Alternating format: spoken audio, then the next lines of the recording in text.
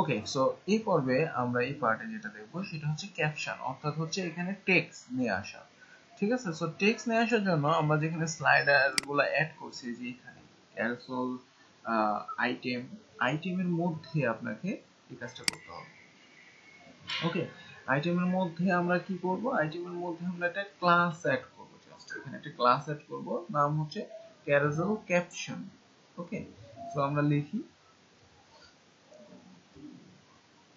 Carousel caption. এই যে এখানে আমাদের সাজেশন দিচ্ছে। সো ক্যারোসেল ক্যাপশনের এখানে আবার অনেক কিছু চলে আসছে। আচ্ছা, এত কিছু আমাদের দরকার নেই আপাতত। সো হচ্ছে ক্যারোসেল, আমি ক্যাপশন লিখছি এখানে। এই যে ক্যাপশন, আচ্ছা আবার আমাদের চলে আসছে ক্যাপশন। ওকে, এইটা। সো আমি যদি এবার এই ক্লাসটা কপি করি, আমাদের ইমেজটা ইউজ করলে অনেক বেশি কিছু চলে আসতেছে।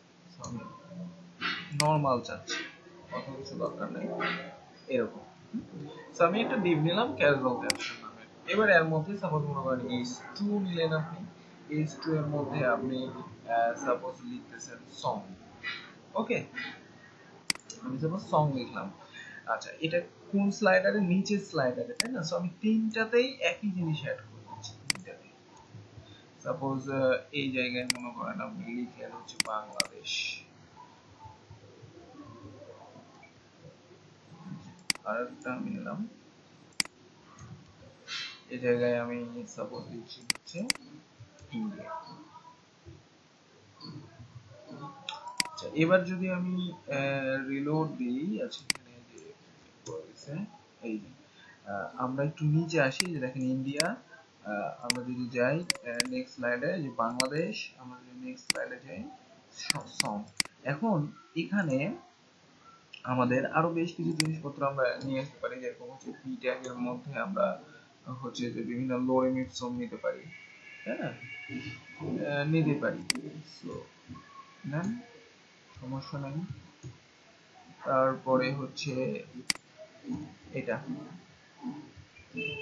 তো এখন এই লেখাগুলো একটু নিচে নিচেই দেখবেন, এই যে নিচে নিচে আপনি যদি মিডিলে আনতে চান তাহলে এটাকে একটু ক্লাস দিয়ে আপনি নিজের ইচ্ছে মতো এখানে করে নিয়ে নিতে পারেন।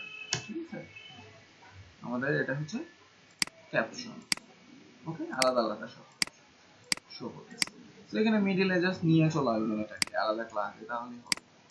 ওকে, এখন আমরা যেটা দেখবো সেটা হচ্ছে যে এই যে দেখেন আমাদের এটা নির্দিষ্ট একটা হচ্ছে 5 সেকেন্ড বা 6 সেকেন্ড পর পর একটা অটোমেটিক্যালি স্লাইডিং হচ্ছে। এটা আপনি আরো কমাতে চাচ্ছেন বা বাড়াতে চাচ্ছেন, এই জিনিসটা কিভাবে করবেন?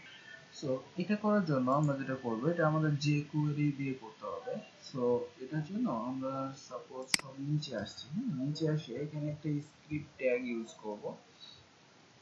এর মধ্যে এবার আমাদের যেটা করতে হবে, একটা ডলার সাইন নিতে হবে। ডলার সাইন নিয়ে আমরা একটা ক্লাসকে ধরবো, অর্থাৎ এই যে এখানে আমরা একটা ক্লাস অ্যাড করছিলাম প্রথমে, এই যে ক্যালসিয়াম, হ্যাঁ, এই ক্লাসটাকে ধরবো। এখানে জাস্ট বলবো ডট এটা। ওকে, দেন এখানে এবার আমরা একটা মেথড ইউজ করব, নাম হচ্ছে ক্যারোসেল, নাম হচ্ছে ক্যারোসেল,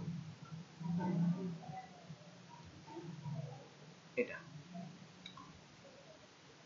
দেন এটার মধ্যে এবার আমরা যদি এটাকে নিচে নামি, আচ্ছা এবার এই জায়গায় আমরা যেটা ইউজ করব সেটা হচ্ছে প্রথমে ইন্টারভাল, ইন্টারভাল।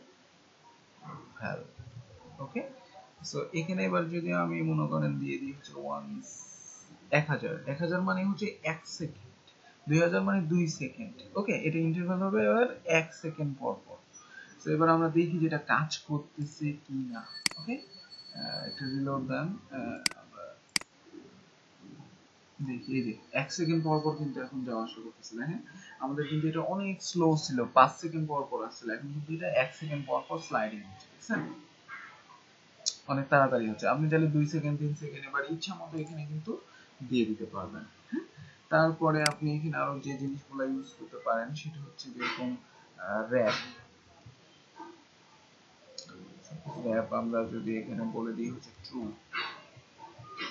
এটা আসলে কি করবে,